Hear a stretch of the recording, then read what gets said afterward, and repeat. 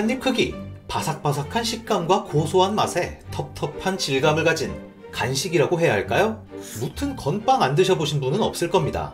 특히나 군대 다녀오신 분이라면 그냥도 먹고 튀겨서도 먹고 건프레이크로도 먹고 맛없다 맛없다 하면서도 은근히 챙겨 먹었던 기억이 다들 있으실 거예요. 은근 맛있기도 하고요. 별사탕도 빼먹으면 안 되죠. 건프레이크도 건빵만이 아니라 별사탕도 으깨서 같이 우유에 말아먹는 게 국룰입니다. 저 방디가 군대에 있을 때는 상병부터만 먹을 수 아, 그럼 각설하고 이 건빵 언제부터 먹기 시작했는지, 군대에서 왜 보급하는지 궁금하지 않으신가요?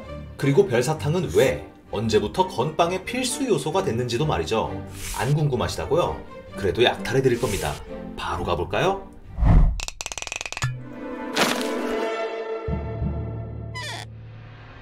말을 거네 빵. 건빵은 사실 과자가 아니라 빵의 일종입니다.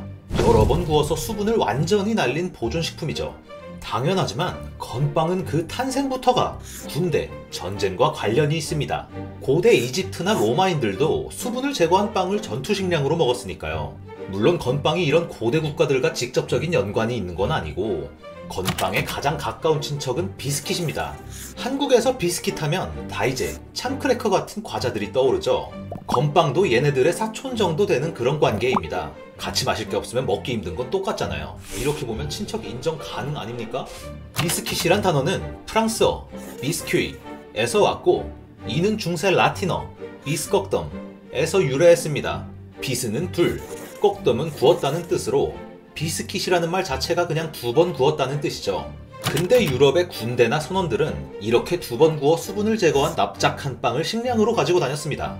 너무 단단하고 맛이 없어서 그냥 하드텍, 그러니까 딱딱한 물건이라고 불렸어요. 얼마나 맛이 없으면 이렇게 불렸을까요? 도끼로 찍어야 쪼갤 수 있을 정도였으니까 생으로 먹기에는 거의 불가능에 가까웠고, 뜨거운 스프 같은 데 넣어서 죽처럼 먹는 게 일반적이었다고 하죠.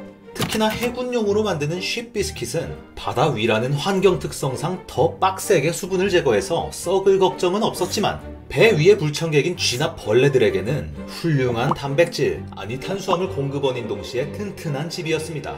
그래서 이 쉽비스킷을 먹기 전에는 식탁에 쾅쾅 내리쳐서 그 속에 사는 벌레들이 탈출할 때까지 기다렸어야 했다네요. 아, 그래서 건빵이 유럽에서 온 음식이다? 그건 아니고요. 19세기 말에서 20세기 초, 약 100년 남짓한 시간을 거치며 일본에서 개발된 음식이 건빵입니다. 동아시아에서는 예로부터 쪄서 말린 쌀, 내지는 미숫가루 등을 전투시 비상식량으로 애용했는데요.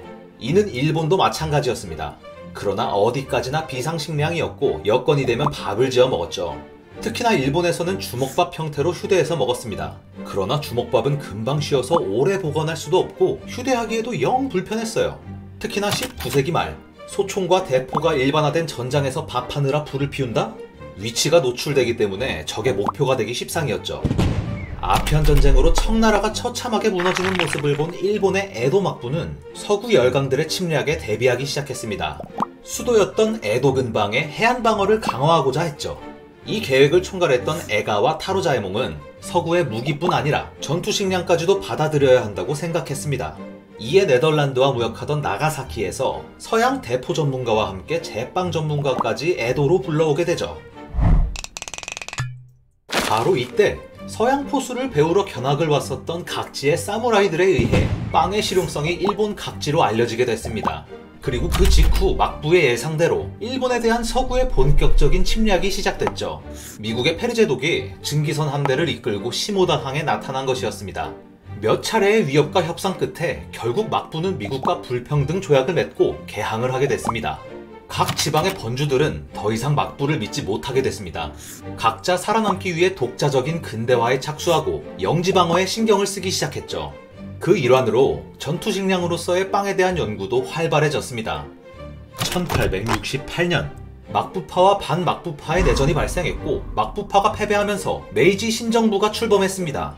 이때 반막부파가 빵을 비상식량으로 기용하면서 본격적인 건빵 개발의 역사가 시작됐죠. 1877년에 규슈에서 일어난 반란 때는 결정적인 순간 폭우가 내려 반란군이 밥을 짓기 힘들어졌고, 밥 대신에 빵 먹으며 싸운 신정부군이 반란군을 패퇴시켰습니다.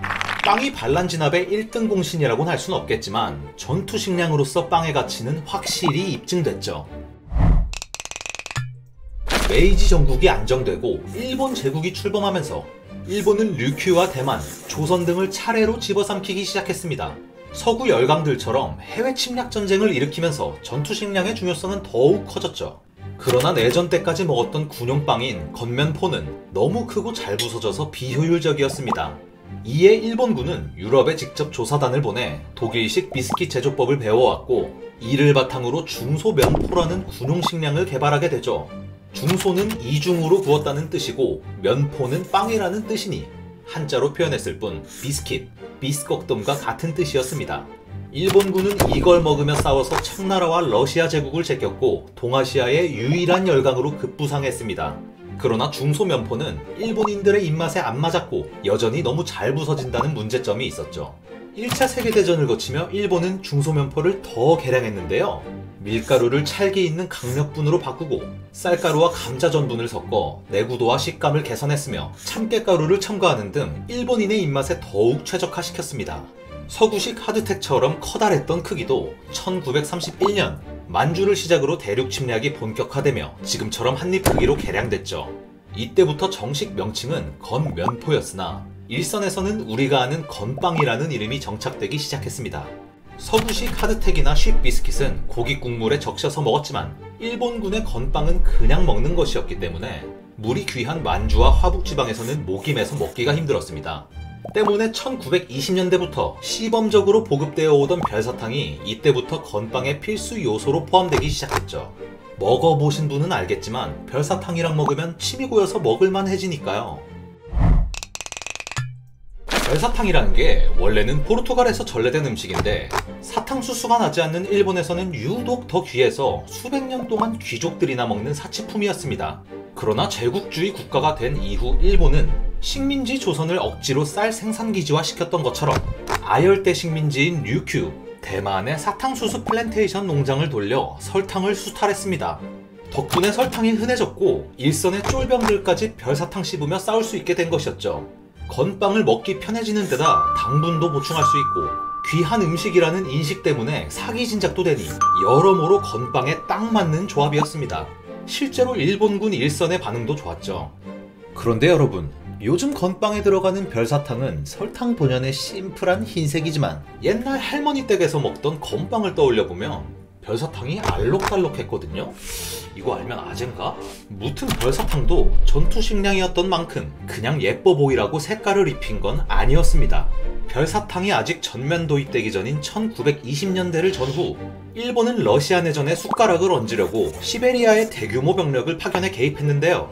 이 시베리아 전선의 병사들이 끝도 없는 눈밭에서 추워 죽겠는데 눈처럼 흰 별사탕이 웬 말이냐 며 항의하는 바람에 오색 빛깔을 입혀준 게 그 발단이라고 합니다. 실제로 색깔을 입혀주니 반응이 좋았다고 하네요. 이렇듯 일본의 개항과 팽창, 전쟁과 침략은 건빵과 함께한 역사였습니다. 그리고 일제의 패망으로 건빵은 전투 식량의 역사에서 퇴장하는 듯 했죠. 그러나 해방된 한반도에서는 일제가 남기고 간 건빵 재고들이 쌓여 있었고 한국전쟁이 터지자 군인뿐 아니라 민간인들에게도 구호품으로 지급되었습니다. 그러다가 전쟁 후반부터는 대량 생산이 가능해지고 전군에 보급되기 시작했죠. 한국군에서도 다시금 전투 식량으로서의 역사를 이어가게 된 것이었습니다. 일본에서도 한국전쟁을 틈타 자위대를 창설했고 자연스럽게 건빵은 한국군과 마찬가지로 자위대의 전투 식량이 되었습니다. 한일 양국에서 건빵은 군용으로 끈질기게 살아남았고 지금까지도 명맥을 유지하고 있죠. 그저 군대에서 주는 간식 내지는 추억의 간식 정도로 여겨졌던 건빵 하나에도 이토록 치열하고 누군가에겐 가슴 아픈 그런 역사가 깃들어져 있다는 것을 깨닫게 되었습니다. 지금까지 상병 때부터 건프레이크를 먹을 수 있었던 방디였습니다.